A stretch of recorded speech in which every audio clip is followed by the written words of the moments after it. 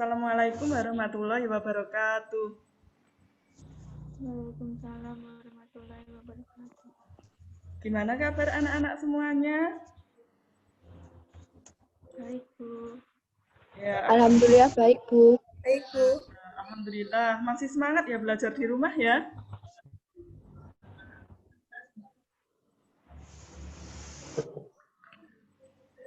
Ya, ini Bufat mengharapkan meskipun kalian ini belajarnya di rumah, tapi kalian masih tetap semangat untuk belajar di rumah. Semoga pandemi COVID-19 ini segera berakhir, sehingga nanti kita bisa bertemu kembali di kelas.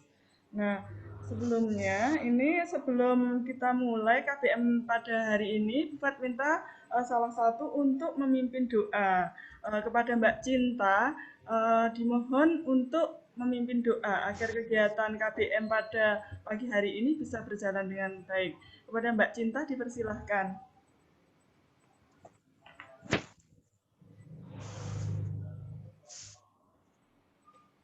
Berdoa mulai.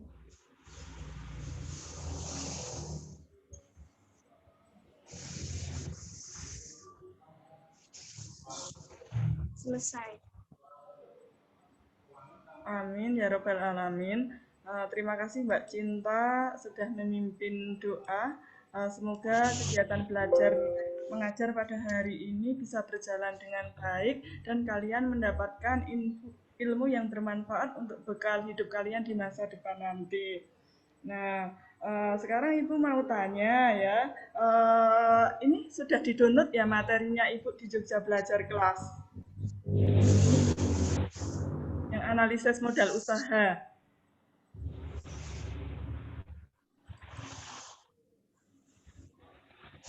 Ada yang sudah mendownload dan mencoba membaca? Sudah, Bu. Sudah ya, terima kasih. Nah, sekarang sebelumnya Ibu mau tanya, Ibu sampaikan dulu bahwa hari ini kita akan belajar tentang analisis kebutuhan modal usaha. Nah, pada pertemuan yang lalu kalian sudah mengetahui tentang teknik-teknik memperoleh modal usaha. Bagi pengusaha, dari mana sajakah? Bufat ingin tanya dulu ya, modal usaha bagi pengusaha bisa didapatkan dari mana saja?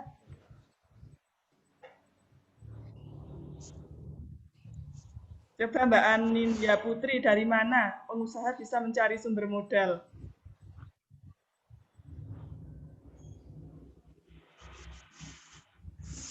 Mbak Anindya?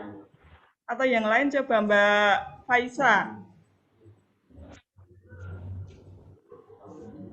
Mohon kameranya bisa di-on sebentar ya, nanti boleh di-off kembali semuanya.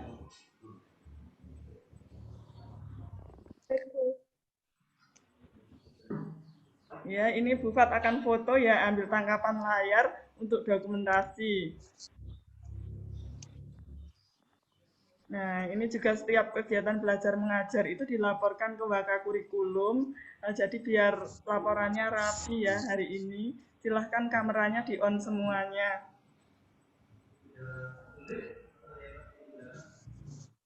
Ya, sudah cantik-cantik semua ya. Anak-anak semua udah cantik dan rapi semuanya. Ke sekolahnya nanti setelah KBM perencanaan bisnis selesai untuk mengambil seragam. Mbak Anindya, Vanisia, Devani, Aprilia, sama Mbak Anggita bisa minta tolong kameranya untuk di-on sebentar.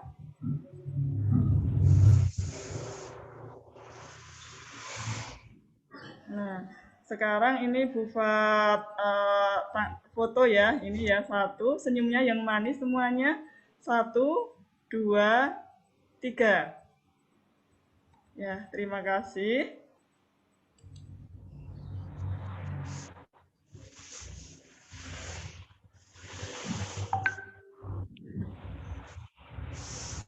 Nah, ini sudah selesai ya. Buat print layar. Sekarang buka presensi dulu ini. Presensi dulu. Ini sudah banyak yang hadir ya. Adelia Ika sudah hadir belum? Belum ya Adelia. Agatha?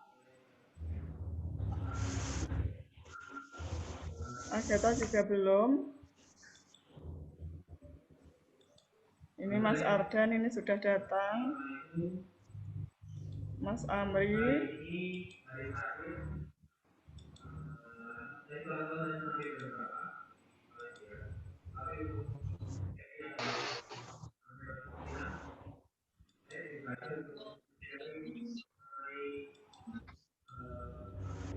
Ini sudah hadir semua. Mas Damar hadir? Ya, Damar hadir. Mbak Faisa? Ayu Wulandari?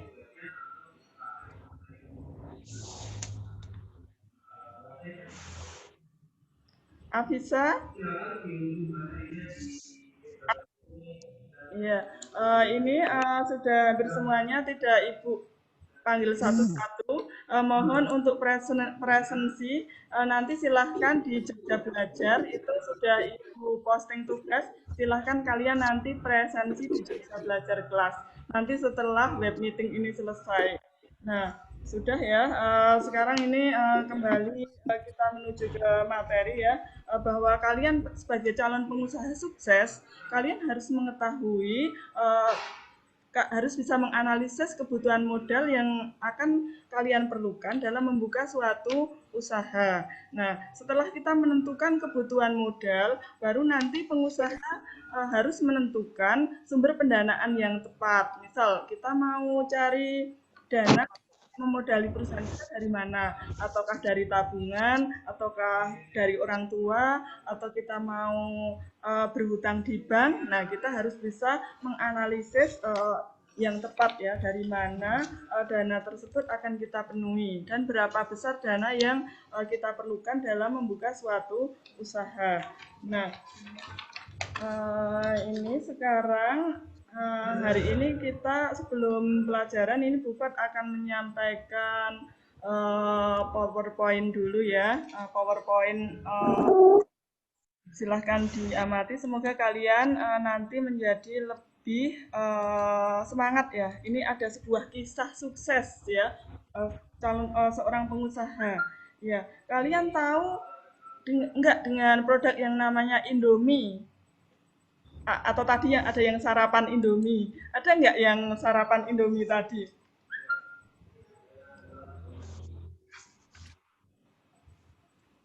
Nah, ada yang sering ya kalian ya? Sering belum ini Mbak Cinta makan Indomie atau lihat Indomie? Produk Indomie ada di mana?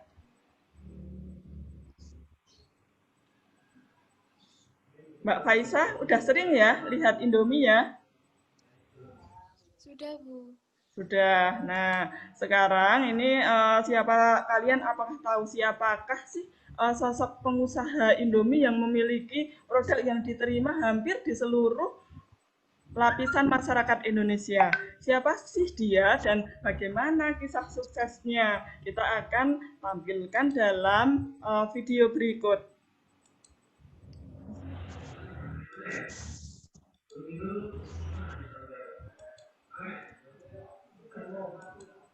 Nah, ini silahkan kalian menyaksikan video yang Ibu tampilkan dalam PowerPoint. Nah, apakah PowerPoint-nya sudah bisa dilihat dengan jelas, anak-anak? Ya, Bu. Sudah ya. Sekarang kita masuk ke videonya. Iya, Anak-anak. iya. Iya, cuma ada PowerPoint tadi. Oh iya ya. Oh tidak. Cuma suara. Iya, Bu. Oh iya. Sekarang oh ya maaf. Ia Sekarang pun Ibu harus stop kembali dulu mencari ya. solusi usaha lain dalam selang Ya, waktu Bu. 3 Oh, iya. tahun dari penjajahan Jepang tersebut. Pada 1945, pasca Jepang telah memberikan kemerdekaan kepada Indonesia, intuisi bisnis Sudono Salim kembali diuji. Ia berusaha mencari peluang bisnis lain nih yang mampu mengembalikan masa kejayaannya. Melihat bangsa Indonesia yang masih berjuang melawan Belanda yang ingin berkuasa kembali, ia memutuskan Sebentar bisnis kebutuhan belum masuk logistik, ya videonya. kebutuhan medis, Oh, hingga persenjataan iya. bagi tentara. Oh ya udah, maaf, ini videonya belum masuk. Sekarang Ibu coba kembali ya. Ibu coba kembali. Ini mohon maaf sekali. Dari tadi nggak kelihat ya tadi ya. Iya, Bu. Oh iya. Oh, cuman PowerPoint. Nah, sebentar.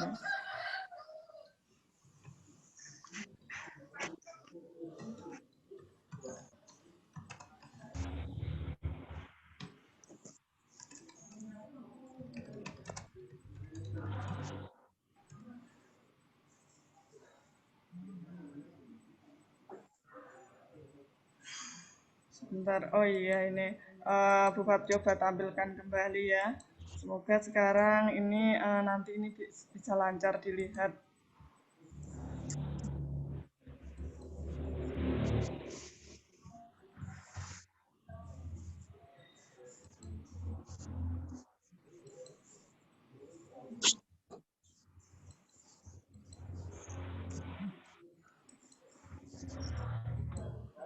Oh, ya.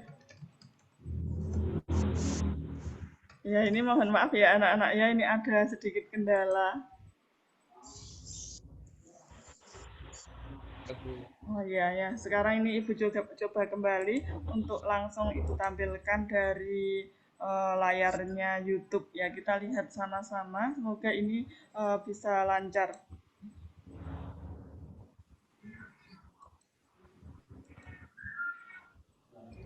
Nah, tadi dimasukkan ke PowerPoint tapi nggak mau. Kalau sekarang sudah tampil belum? Udah, Bu. Udah, Sudah Bu. ya? Udah, Bu. Sudah. Nah, sekarang kita Sudah. Tapi YouTube, Bu. Nah, kisah. Atau Anda pernah lewat mencium bau ayam yang digoreng Nah, di kisah KFC? seorang Lalu ketika Anda mampir di minimarket, Sudono Anda Salim. melihat berbagai merek seperti Nah, Supermi, sekarang apa bisa Indomilk, dilihat Popmi, dengan jelas? Nutella, Cheetos, Pinarto, Bisa, Bu. Iya. Nah, Udah. semua itu Iya, ternyata terima memiliki kasih. Ini pengusaha mohon bisnis maaf ya. produk makanan di Indonesia.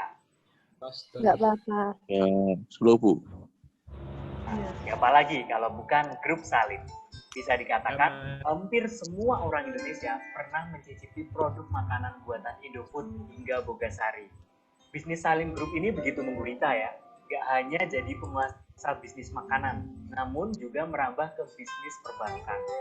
Salim Group pernah menjadi pengendali saham Bank BCA, bank swasta terbesar di Indonesia. Sebagai konglomerasi bisnis, gurita bisnis Grup Salim tersebar di hampir semua sektor, mulai dari retail, otomotif, jalan tol, properti, telekomunikasi, perkebunan, dan sebagainya. Kerajaan bisnis Grup Salim bermula dari perdagangan yang dijalankan oleh Sudono Salim. Bisnis pertamanya yakni jual beli cengkeh. Dulu, Sudono Salim hanyalah seorang buruh di sebuah pabrik tahu dan kerupuk. Bahkan, sebelum sampai di Kudus, ia sempat menjadi gelandangan loh selama 4 hari di Surabaya. Memiliki semangat untuk bisa menjadi pribadi yang sukses, ia tidak puas hanya dengan menjadi seorang buruh. Sembari bekerja, beliau berusaha mencari inspirasi bisnis yang mungkin untuk dijalankan pada saat itu. Hingga pada akhirnya nih, Sudono Salim melihat bahwa perdagangan cengkeh serta tembakau sebagai peluang bisnis yang menjanjikan. Sudono Salim mendapatkan modal bisnis dari mertuanya yang dikenal sebagai salah satu saudagar ternama di Kudus. Dari modal itulah, Sudono Salim mampu mengikuti jejak sang mertua menjadi bandar cengkeh yang disegani di kota Kudus hanya dalam kurun waktu 1 tahun aja. Wah, hebat banget ya. Rahasianya adalah Sudono Salim mampu bekerja sama dengan supplier cengkeh asal Sumatera sampai Sulawesi. Terlihat dari tekad tersebut, Sudono memiliki sifat yang gesit dan mampu melihat peluang bisnis hingga membuatnya bisa menjadi seorang pengusaha ternama. Meski modal yang dimiliki hanyalah pemberian dari sang mertua, ia dapat mengembangkannya dengan sebaik mungkin, hingga bisnis yang dikelolanya bisa segera meroket. Namun, jelas aja ya, gak ada pengusaha sukses yang gak pernah bangkrut.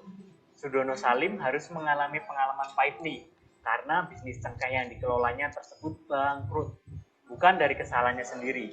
Bisnis cengkeh tersebut bangkrut karena adanya invasi dari pihak Jepang yang membuat hampir semua kegiatan masyarakat Indonesia menjadi terhenti. Yap, Sudono Salim sudah menjadi pengusaha sejak zaman penjajahan loh, gengs. Wah, sudah dipastikan zaman itu adalah zaman yang sulit ya untuk jadi pengusaha. Alhasil, ia pun harus kembali mencari solusi usaha lain dalam selang waktu 3 tahun dari penjajahan Jepang tersebut. Pada 1945, pasca Jepang telah memberikan kemerdekaan kepada Indonesia, intuisi bisnis Sudono Salim kembali diuji. Dia berusaha mencari peluang bisnis lain nih yang mampu mengembalikan masa kejayaannya. Melihat bangsa Indonesia yang masih berjuang melawan Belanda yang ingin berkuasa kembali, ia memutuskan untuk berbisnis kebutuhan logistik, kebutuhan medis, hingga persenjataan bagi tentara pejuang. Wah, tak berhenti sampai di situ. Setelah bisnis logistik yang dikelola mulai berkembang, Sudono Salim merambah ke usaha lain di bidang produksi sabun dan produk yang dibutuhkan oleh tentara, khususnya anggota TNI Angkatan Darat. Insting bisnis Sudono Salim tersebut tentu berada di luar nalar masyarakat awam ya, karena jelas saja waktu itu keadaan kacau sekali. Namun, ia mampu melihat peluang bisnis yang menjanjikan. Hingga pada tahun 1950-an, Sudono Salim membuka bisnis baru di bidang perbankan dan memfokuskan layanan pada pemberian pinjaman kredit. Ide bisnis ini juga muncul karena Sudono Salim membaca keluhan masyarakat yang tidak mampu membeli barang yang dijual dengan cara tunai. Inilah yang menjadi cikal bakal terbentuknya Bank Sentral Asia di tahun 1960 yang kini dikenal dengan nama BCA. Setelah kinerja BCA dapat dikatakan mapan, ia kembali mencari ide usaha lain yang cemerlang. Mengetahui bahwa masyarakat Indonesia terlalu bergantung pada kebutuhan nasi, Sudono Salim mulai mengembangkan bisnis tepung terigu. Nah, tepung terigu bermerek Bogasari ada sebagai upaya mengurangi konsumsi publik akan produk nasi. Kepemilikan beberapa perusahaan oleh Sudono Salim menggerakkannya untuk membentuk sebuah perusahaan utama yang diberi nama Salim Group Indonesia. Berusia senja, ditambah dengan kondisi Indonesia yang mengalami krisis moneter di tahun 1998, Sudono Salim memutuskan untuk mewariskan bisnisnya kepada sang anak nih, Antoni Salim. Antoni memiliki tantangan yang sangat besar pada awal mula ia menjadi pemegang utama Salim Group. Pasalnya, pasca krisis moneter Indonesia tersebut, Salim Group berada di ambang kebangkrutan karena memiliki utang yang nggak main-main nih, mencapai 55 triliun rupiah. Wah, gila banget sih. Dampak krisis moneter memang cukup dahsyat karena dapat membuat sebuah perusahaan raksasa untuk gulung tikar. Namun, Antoni Salim selaku pemilik dari Salim Group juga mewarisi insting bisnis seperti sang ayah nih. Sebagai upaya untuk melunasi hutang tersebut, Antoni Salim rela untuk melego atau melepaskan sejumlah saham pada beberapa subsidiari Salim Group seperti BCA, Indosemen, dan juga Indomobil. Keputusan ini terbukti dapat menyelamatkan Salim Group beserta sejumlah anak perusahaannya dari ambang kebangkrutan. Di bawah kepemimpinan Antoni Salim dalam mengelola Salim Group, Indofood dan Bogasari berhasil digadang-gadang sebagai produsen mie instan dan tepung terbesar, tak hanya di Indonesia tetapi juga di dunia. Terbukti ya, Indomie sudah sampai ke Afrika. Bahkan orang-orang Afrika sangat gemar nih makan Indomie.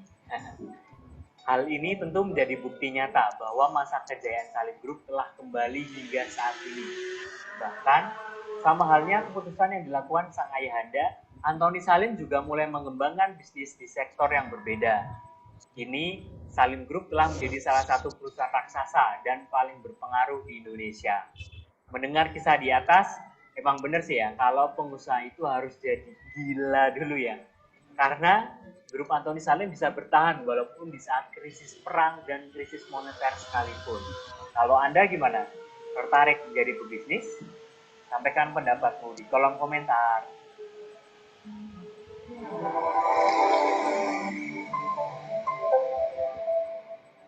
Ya, gimana anak-anak sudah semuanya menyaksikan video tersebut ya dengan jelas ya? Kira-kira siapa yang mau berpendapat bagaimana tanggapan Anda setelah melihat video tersebut?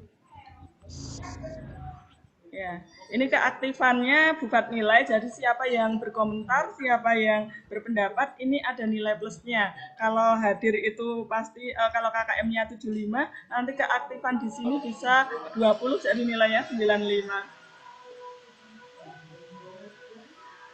Jangan pantang menyerah. Ya, pantang menyerah. Terus berusaha jalan keluarnya. Ya, pantang menyerah. Ya, kita harus selalu untuk optimis bahwa kita punya masa depan. Tadi dijelaskan bahwa Anthony Salim itu ketika mewarisi perusahaan ayahnya itu berada dalam kondisi yang memiliki utang yang berat banyak karena tidak bisa melunasi utangnya. Sebagai solusinya apa yang harus dilakukan supaya perusahaan tidak bangkrut? Melepaskan beberapa saham. Ya, tepat sekali ya Mbak Lydia ya, melepaskan beberapa saham BCA untuk dijual ke investor. Akhirnya ada investor yang mau berinvestasi untuk membeli sahamnya BCA sehingga perusahaan sampai saat ini kita lihat ya BCA semakin jaya. Nah, itu kisah sukses seorang pengusaha. Apakah kalian ingin nanti di masa depan kalian sukses seperti beliau? Ya. Ya, semoga cita-cita kalian nanti tercapai kelas 10 BDT 1, kelasnya calon pengusaha sukses. Amin. Ini ya kita tadi sudah belajar tentang bagaimana upaya perusahaan untuk bertahan ya menghadapi permasalahan dalam keuangan. Nah, tentu kalau kalian mau membuka usaha, kira-kira apa yang masalahnya yang kalian hadapi saat ini kalau kalian punya rencana? Modal usaha. Ya, modal usaha. Nggak apa-apa ya, memang itu masalah umum ya, masalah modal usaha. Apalagi kita sebagai pebisnis pemula. Tapi nggak apa-apa, nanti ada berbagai cara ya yang bisa kita lakukan. Kemarin kalian bisa dari orang tua, bisa mencari dari bank.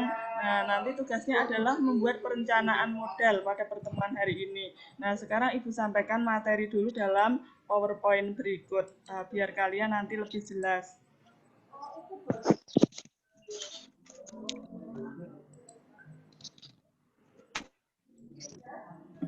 Nah, sekarang PowerPoint-nya sudah bisa jelas? Belum. Belum ya? Sekarang? Sudah, Bu. Sudah, Bu. Nah, sudah. Sekarang Ibu tampilkan.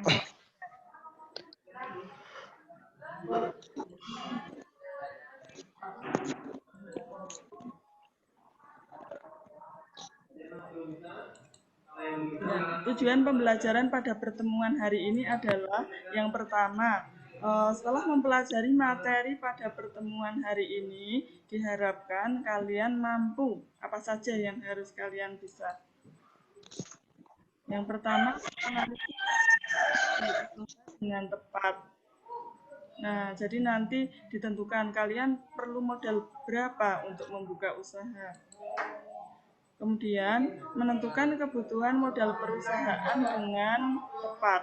Dari mana nanti kalian akan memenuhi kebutuhan modal tersebut. Ini ada di kegiatan belajar 3. Nah, ini kemarin kita sudah ya mengulang saja bahwa modal itu bisa diperoleh dari modal sendiri dan modal asing ya. Modal sendiri Asik. ya, bisa berupa dari tabungan, dari laba laba ditahan, dari penjualan aktiva, dan juga dari modal asing seperti kita cari investor, melakukan kerjasama, dan mengajukan kredit. Nah, ini kerjasama juga mengulang ya yang dilakukan bisa dengan menjalin kerjasama dengan bank, supplier, atau cari investor.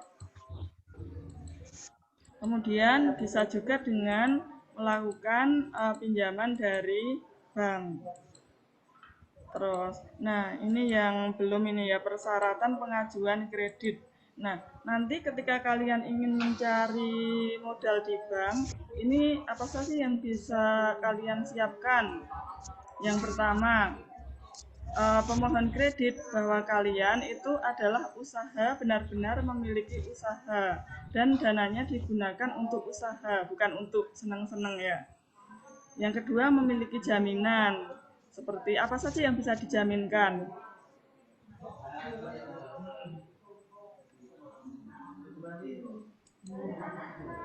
Bisa rumah ya, bisa kendaraan.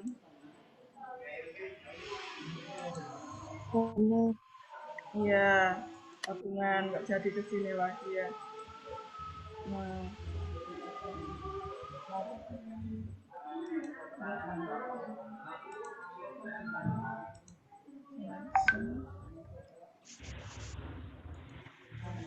nah, kemudian yang kedua, pengajuan kredit untuk usaha produktif dibuktikan dengan proposal usaha. Gimana kita menyusun proposal? Nanti akan kita pelajari pada semester 2. Yang ketiga adalah mengisi permohonan tertulis. Nanti di bank akan ada formulirnya, kalian tinggal mengisikan saja. Nah, kira-kira ada pertanyaan tentang persyaratan kredit?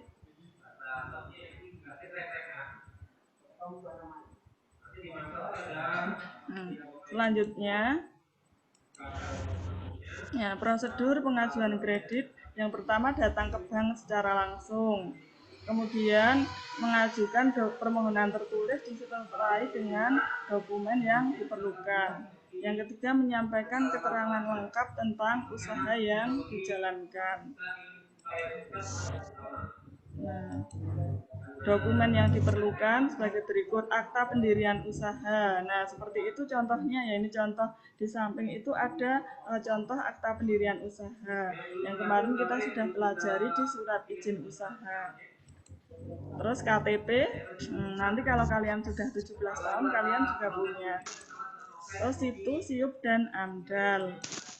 Kemudian laporan keuangan dan NPWP. Ada pertanyaan anak-anak kira-kira dokumennya? Nah, tidak ada ya.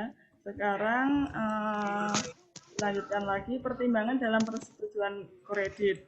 Nah, sebagai pemohon kredit kita tidak langsung disetujui. Nanti bank akan menilai apakah usaha kita ini layak dibiayai atau tidak. Yang pertama, kejujuran dan tanggung jawab itu akan dilihat oleh banknya. Kedua, kemampuan mengelola usaha atau capacity, kemudian perencanaan alokasi dana, perencanaan pengembalian kredit, dan jaminan, serta prospek usaha yang menjanjikan. Sampai sini ada pertanyaan? Nah, posisi keuangan juga analisis 3R dan 5C. Analisis 3R dan 5C nanti kalian bisa baca di modul yang kemarin sudah Ibu upload. Nah, tapi kita singgung sebentar ya. Analisis 3R. Yang pertama itu pengembalian atau keuntungan yang diharapkan dengan usaha yang dijalankan. Itu namanya return atau keuntungan atau tingkat pengembalian. Yang kedua, repayment capacity atau kemampuan membayar. Jadi pengusaha itu mampu nggak kira-kira nanti untuk mengembalikan utangnya. Kemudian risk bearing ability atau kemampuan menanggung risiko. Nah, itu adalah analisis 3R yang dinilai oleh bank untuk menyetujui permohonan kredit.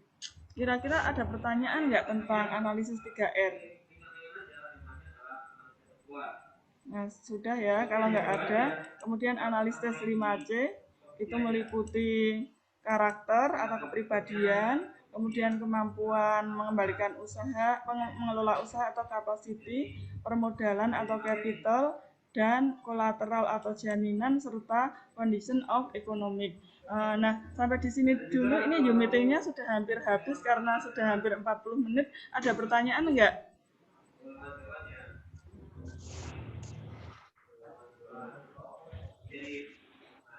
Sudah jelas kira-kira semuanya? Sudah. Sudah, Bu. Ya, kalau sudah jelas, kegiatan hari ini adalah silahkan masuk di jejak belajar kelas. Ini ada tugas yang sudah Ibu upload ya. Nah, lakukan diskusi seperti kemarin kelompoknya nomor 1 sampai 6, nomor 7 sampai 12.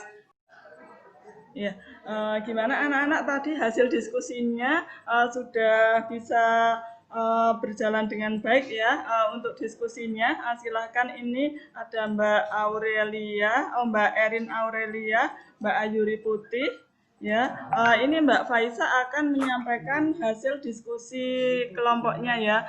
Silahkan Mbak Faisa, kelemahan kelemahan pemenuhan dana dengan investor. Nah, silahkan Mbak Faisa.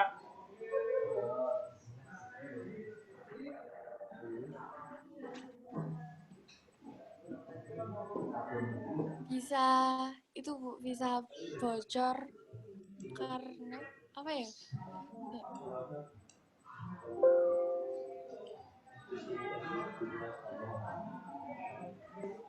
Mungkin sinyalnya kurang jelas ya. Coba diulang Mbak Faisa, apa kelemahannya penggalian dana dari investor.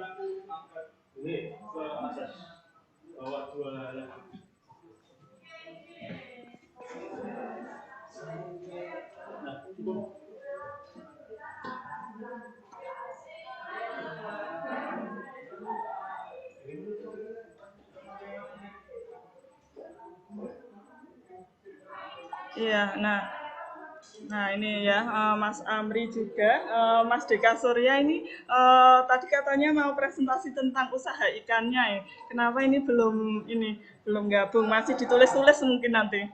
Halo. Oh ya, selamat pagi nih Mas Amri. Nah, sekarang kita akan mendengarkan ya presentasi dari Mbak Faisa tentang hasil diskusi tadi, yaitu kelemahan modal asing ya. Kelemahan pemenuhan dana dari investor. Silahkan Mbak Faisa. Rahasia perusahaan bocor karena pihak lain. Iya, karena pihak lain bisa bisa mendapatkan informasi dari perusahaan kita. Terus apa resikonya kalau rahasia perusahaan bocor itu? Terkait dengan strategi bisnisnya nanti seperti apa? Coba mungkin Mbak Ayuri Putih. Kalau rahasia perusahaan bocor, fatalnya apa itu bagi perusahaan kita?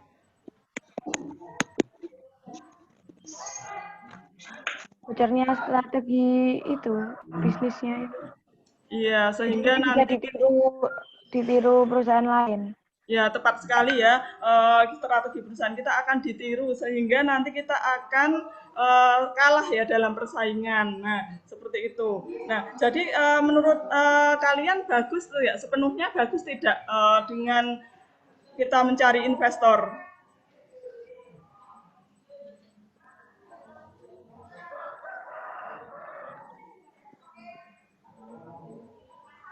Menurut Mbak Ayuri Putih bagus nggak kita cari investor?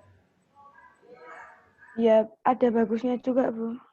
Iya, bagusnya apa? Ya bisa dapat dana itu dari investornya. Ya, tepat sekali ya. Nah, memang kita ini ya untuk mencari dana dari investor itu kita pertimbangkan ya ada bagusnya memang kita bisa mendapatkan dana sehingga usaha kita itu bisa menjadi lebih berkembang. Seperti tadi ya kisahnya Sudono Salin pada saat perusahaan hampir bangkrut itu menyelamatkan dana untuk menutup hutang itu dengan cari investor. Nyatanya BCA bisa menyelamatkan diri dari kebangkrutan. Itu ya. Ya kita bisa mendapatkan ya menyelamatkan perusahaan dari kehancuran. Ya memang kita harus hati-hati ya untuk strategi bisnis ya.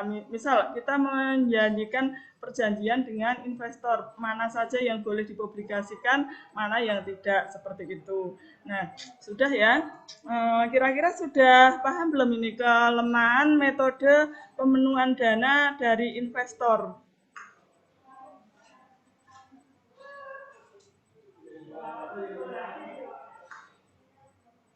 Sudah jelas ya? Ada pertanyaan?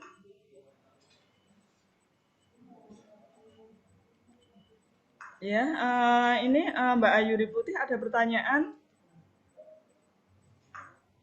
Tidak, Bu.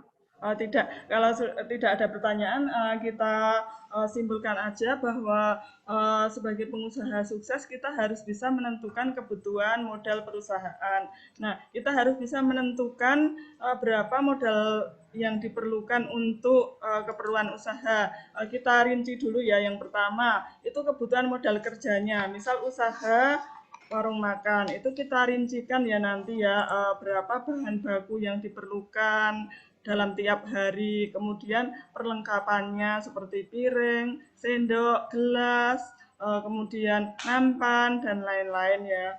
Kemudian yang ketiga peralatan, perawatannya apa saja seperti meja, kursi, kemudian gedung. Nah kita tulis ya kebutuhan yang diperlukan untuk usaha, kemudian kita total jumlahnya berapa, kemudian nanti kita punya dana berapa yang akan kita cukupi. Misal kita butuh 100 juta, kemudian kita cukupi dengan 80 juta dari modal sendiri dan 20 juta kekurangannya dari mana. Nah, seperti itu ya. Jadi yang diperlukan adalah dalam perencanaan modal, yaitu yang pertama, menentukan jumlah kebutuhan modal yang diperlukan oleh perusahaan.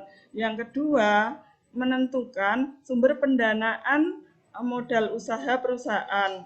Nah, seperti itu. Nah, yang pertama itu modalnya berapa, kemudian berapa dari mana saja kita memenuhi kebutuhan modal, dibikin urean ya, misal dari dana sendiri itu sebesar berapa, sisanya dengan apa, hutang atau investor atau apa seperti itu. Nah, jadi ada dua langkah. Yang pertama menentukan jumlah kebutuhan modal, yang kedua menentukan alokasi, menentukan sumber pemenuhan kebutuhan modal. Seperti itu ya kesimpulan pembelajaran pada hari ini. Ada pertanyaan?